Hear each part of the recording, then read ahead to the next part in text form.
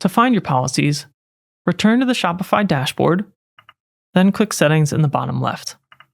In the bottom of the Settings list, click Policies.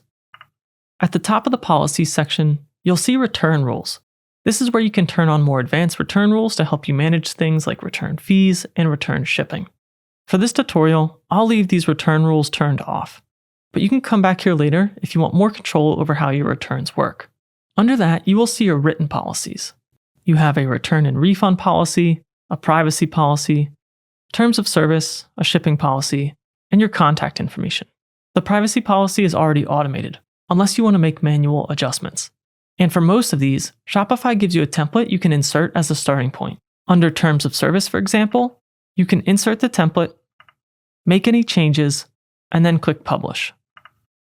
I'll draft a shipping policy. I'll insert the template for contact information.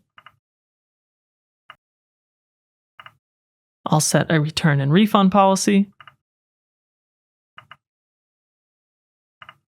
And then once you've published them all, your policy should look like this. No matter which templates you use, make sure you read through each policy carefully and update any details that don't fit your store. And if you're unsure, you may also want to speak with a legal or tax professional to make sure everything is set up correctly for your region.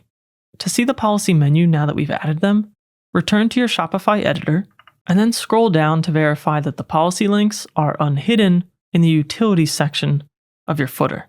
If you have these hidden, expand Utilities and toggle this visibility. If they're visible, click the three-dot menu and then View. I'll hide this bar at the bottom by clicking the three-dot menu and Hide bar. Then I'll scroll all the way down and I'll see that the policy information is nicely contained in this expanded menu.